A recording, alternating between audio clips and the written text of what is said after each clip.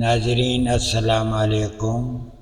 ناظرین مخکې تاسو ته ما د قوم عاد یو واقعه بیان کړې وه چې د هغې بادشاه شداد و. هغه ویډیو د شداد په نامه وه چې د شداد جنت نن سبا چېرته دی. الله تعالی هغه قوم ته هود علیه السلام رالیږلی و. هغه قوم نه منلو سره هغه تباه و برباد شو. هغه علاقه صرف د شګو ډیري پاتې شو او نور ټول هر څه ځمکې راښکل. ناظرین د قوم عاد نه بعد د ثمود دور راغی. دوی غرونه تراش کړل او کورونه یې پکې جوړ کړل.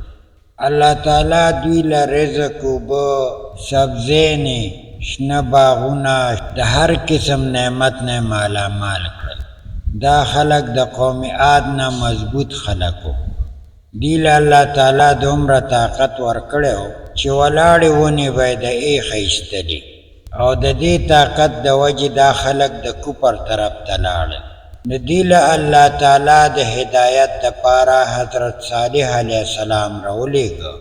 حضرت صالح علیه السلام دوی ته به تبلیغ کوه، دوی د پویولو کوشش به یې کوه، خو دا خلک هم په دې نصیحتونو باندې پوه نه شو او د خپلو عادتونو نه واونښتل.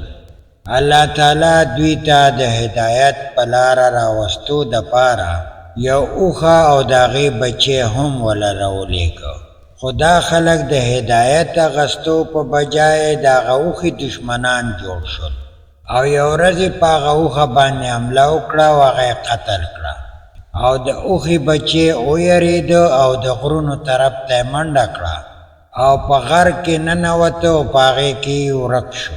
همدغه د اوښې واقعه چې کومه وه دا د دوی دپاره د تباهۍ سبب جوړ شو.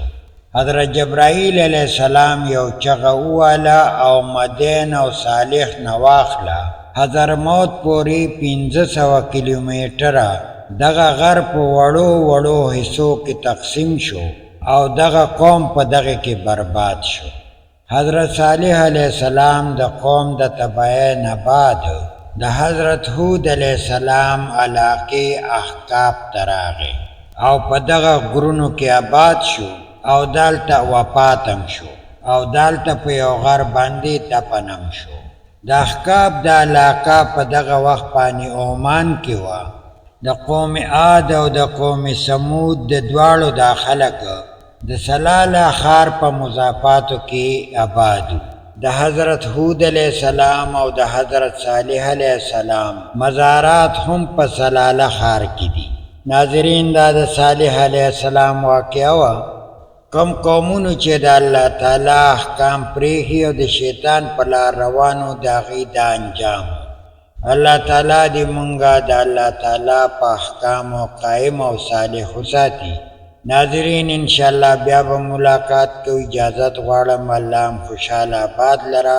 السلام علیکم.